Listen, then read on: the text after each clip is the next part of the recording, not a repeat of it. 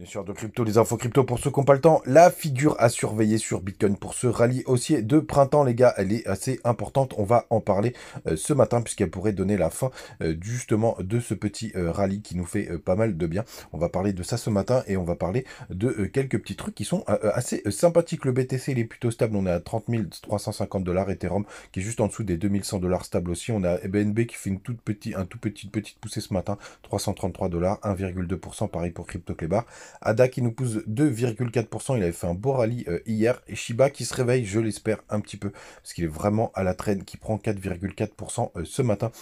On a aussi des belles paires du côté de Link, on va en parler d'ailleurs. Atom 4,3%. Et dans le bas du tableau, il me semble que j'avais vu une petite performance. Non, pas vraiment, c'est Phil avec 2,7%. Les gars, du côté du daily, on est en train de consolider, en train de latéraliser. Mais le plus important, c'est cette figure que vous avez juste là. Regardez, comme c'est très précis avec pas mal de points contact. Je parle bien évidemment du RSI. Donc vous voyez, on a cette borne haute qui nous fait pas mal résistance à chaque fois qu'on vient s'y heurter. Et on a ce petit support en borne basse aussi qui nous fait pas mal de support. Donc ça, c'est vraiment très intéressant parce que je pense, vous avez deux scénarios possibles. Soit quand on ira toucher la borne haute et si jamais on est aux alentours du mois de juin, pour le coup, ce sera peut-être justement le top de ce mini rallye. Et si jamais on vient le percer, on ferait quand même une très très belle poussée par le haut au moment où on le break qui pourrait nous amener vers les 36 000 $ minimum. Voir si on arrive à être vraiment bullish, on a plusieurs paliers, comme les 42 000 $, vous voyez, au 0,5 de retracement, et après vous avez les 0,68 aux 50 000 $ qui serait vraiment la target haute de ce rallye. Mais faites vraiment attention, et surtout les gars, vraiment le point important pour ceux qui font un peu d'élotisme, une vague 5, et logiquement on serait dans cette dernière vague 5, elle doit diverger sur le RSI par rapport au point le plus haut de la vague 3. Vous voyez juste ici, donc on ne devrait pas dépasser les, hop, on va regarder, les 88 points sur le RSI. Et c'est pour ça que dès qu'on va s'en rapprocher, vraiment, on se rapprochera du top. Ce sera peut-être le moment de prendre des profits. On verra d'ici là ce que nous disent les indicateurs, les gars, mais c'est vraiment possible que moi, de mon côté, je prenne quelques profits justement sur la fin juin, peut-être une partie de mon bag, on regardera ça à ce moment-là. Du côté du long short ratio, les gars, puisqu'en plus on est en train de se calmer du côté des shorts, vous voyez, ça commence à se rapprocher. Ce serait pas mal qu'on ait cette belle stabilisation pour avoir cette petite alt season hein, qu'on attend tous. On est à 52% de personnes qui sont en short, c'est pas folichon. Et surtout sur le spot, ça se calme un petit peu, même s'il n'y a rien de dramatique hein, pour le coup. Mais ce serait bien en fait que tout le monde délaisse un petit peu BTC pour aller injecter un peu d'oseille dans les Alpes. Du côté de la Bitcoin dominance, on est assez stable, on est sur le même support qu'hier. On va voir ce que ça va donner.